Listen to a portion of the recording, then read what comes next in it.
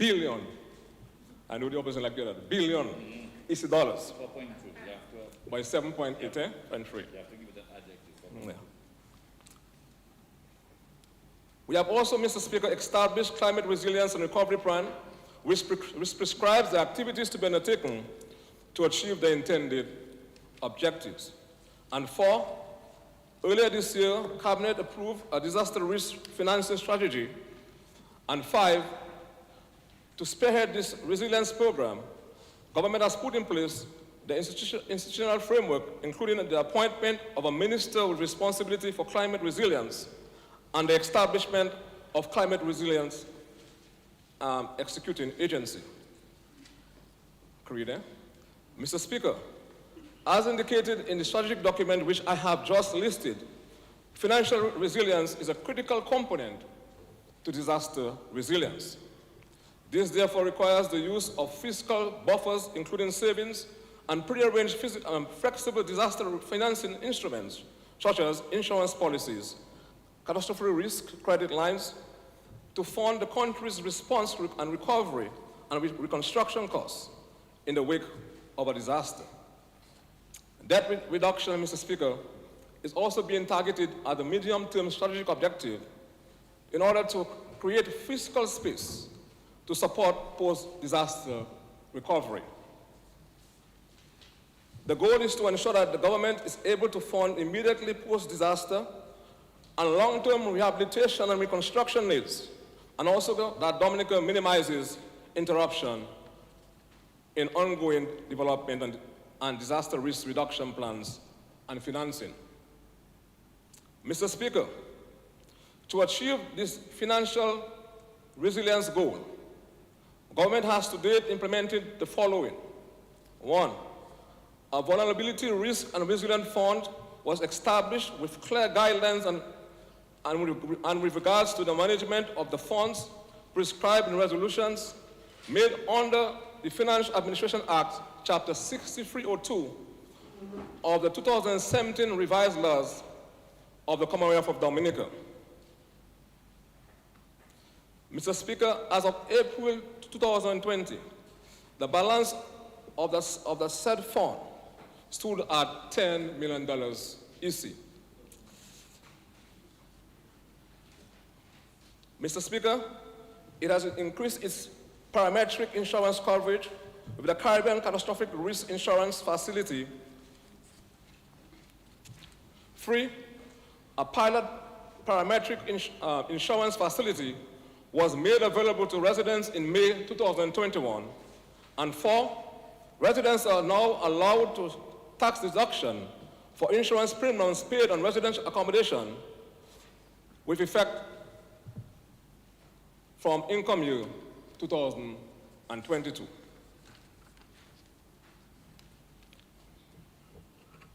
Mr. Speaker, this facility for which we are seeking approval is a disaster risk management development policy loan with a catastrophe deferred option.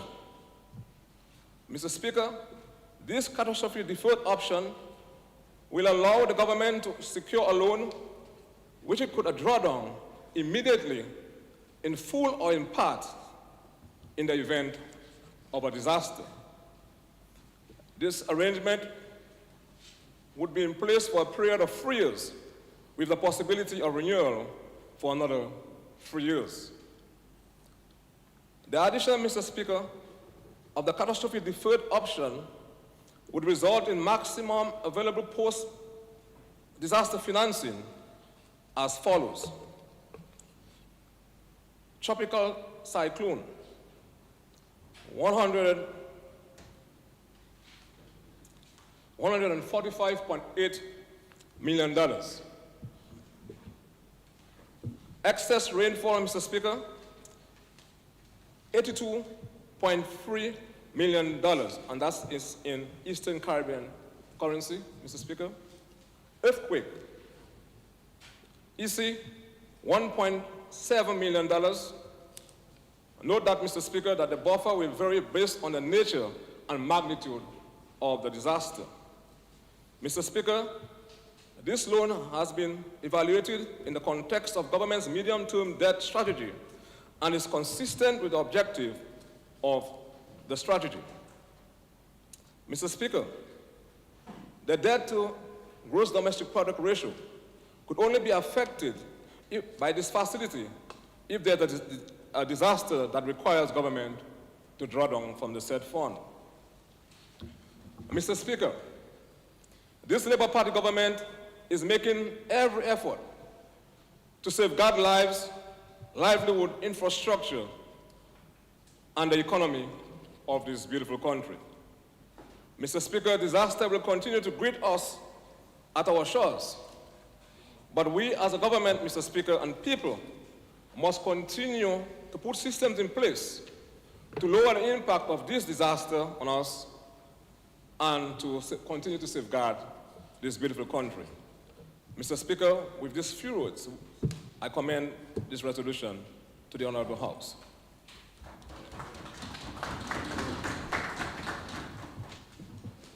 The motion is before the House for debate.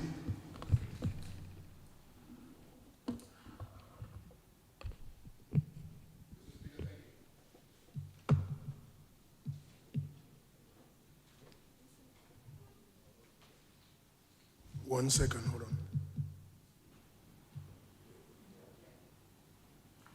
The green light means what, Mr. Speaker?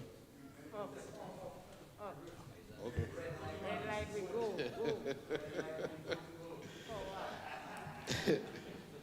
Mr. Speaker, thank you.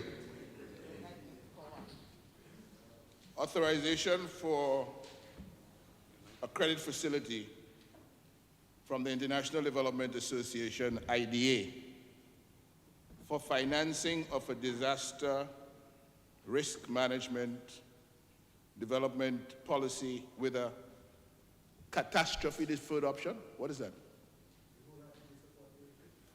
A catastrophe deferred option? You're seeking to defer the catastrophe with the loan from the IDA? What is the... It says here, with a catastrophe deferred option. I understand by that you're seeking to defer a catastrophe. You're seeking to defer a catastrophe with the IDA loan. Can you do that? You can defer the catastrophe? Mr. Minister? Are you asking a question to have a back and forth, or No, will I just continue? no, wait. No, Mr. Apparently,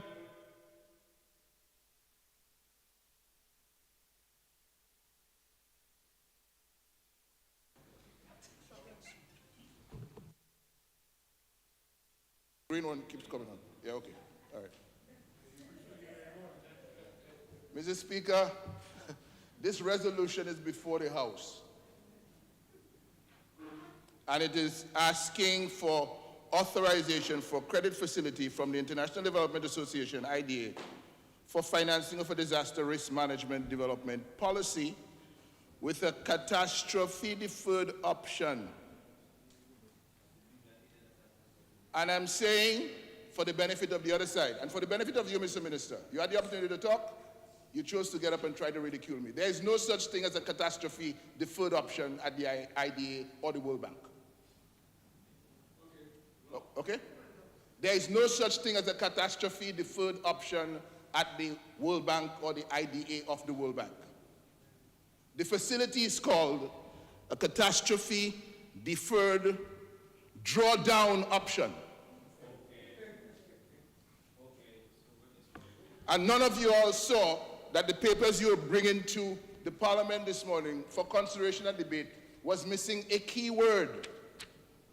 The key word is drawdown. It's a drawdown option you have, not an option to defer the catastrophe. And and just because I'm now of the view that you all didn't bother to read the documents that came before the Parliament today, or you all didn't bother to educate yourself on what this catastrophe deferred drawdown option means. It's a contingent financing line that provides immediate liquidity following a natural disaster and or health-related event. That's what the World Bank provides for its its members and customers all around the world. It is nothing special to Dominica. As I heard somebody trying to suggest, it is one of the facilities we are creating. It's not no facility you're creating, it's available from the World Bank. And funds become available for disbursement after the drawdown trigger, typically the member country's declaration of a state of emergency that is met. And this CAT DDO, just for information of the House, is part of a broader crisis management toolkit which is available from the World Bank and which includes the crisis response window. There's also the pandemic emergency facility. There's also the intermediation of disaster risk management products such as bonds, derivatives, and insurance. So, to begin, as we start at the beginning, let's get the terms correct. There is no such thing as a catastrophe. There's no such thing as a catastrophe deferred option. There's a catastrophe deferred drawdown option, which is what we're discussing today. So please take a note in committee to change the wording in the heading of this resolution. US $20 million, EC $54 million to support government in A, strengthening its legal and institutional framework to increase climate and disaster resilience in priority sectors. That's what the money is for. And B, improving national fiscal capacity to respond to disaster and climate risk. Money for these matters is not new to us, you know. This will put us in a better fiscal position right after a storm when the drawdown is available to us. But when we talk about strengthening legal and institutional framework to increase climate and disaster resilience, we have done a lot of that talk over the years. And again, at the risk of getting members on the other side angry and ready to fly in my throat for asking questions, I will still ask the questions. Doesn't matter how many times the Minister for Tourism stands up to talk all sorts of irrelevancies and the Minister for Trade, member for Portsmouth, gets up and wants to burst a blood vessel about what happened in government 24 years ago. None of that matters. The issues are the issues, and what's before us now is climate resilience and the strengthening of the legal framework and the fiscal capacity and so on. So we'll deal with those issues. Because, Mr. Speaker, in September 2017, we heard the declaration Dominica was going to become the first climate resilient country in the world. And then in November 2017, we heard that there would be something called the Climate Resilience Executing Agency of Dominica, which would bring the grand statement of intent into reality. And then in the following year, in December, we came to this Honorable House and we signed into law a bill to establish the Climate Resilient Executing Agency of Dominica. And this creed law, the Climate Resilience Act 2018, is about facilitating a national development plan. A national development plan for the climate resilient development of Dominica. What is the plan? The law, Section 5B, gives the Climate Resilience Board the responsibility to develop, in consultation with the CREED and other experts, the Dominica Climate Resilience and Recovery Plan. We have this plan now. It is my understanding. And the question surfaces, where are we today with the implementation of that plan? I recall, Mr. Speaker, By the way, Mr. Speaker, I know this is a discussion in which you have a deep interest. I recognize that in your previous iteration in this parliament, you were the minister responsible for climate resilience. And I wondered whether you would crave my indulgence in moving a motion for you to give you the authority of the parliament to make a presentation on this very important matter in this debate. I would like to move a motion at the end of my presentation and get some votes on it. Because we'd like to hear from you on this matter, given your previous iteration in the Cabinet of Ministers. Mr. Speaker, let us recall as well that with the support of climate finance donors and development cooperation partners, a low-carbon climate resilience strategy was prepared for Dominica. Cabinet embraced it and rolled it out with endorsements for the Prime Minister and the Environment Minister in 2012. We were told we were the first in the region with such a strategy. And then about 9 years ago, the government embarked on a pilot project, Climate Change Resilience Disaster Vulnerability. It carried a funding ticket which was recorded in our estimates at $89.7 million. In the first year, nothing happened. $1.9 million was spent in the second year, $4.6 million in the third year, $5.6 million in the fourth year, and $5.2 million in the fifth year. Total spend of $17.2 million, 5 years to spend less than 20% of the money needed for a climate resilient pilot project on disaster vulnerability. Now, in terms of the 2012 Low Carbon Climate Resilient Development Strategy, the Cabinet knew exactly what had to be done to build resilience in renewable energy.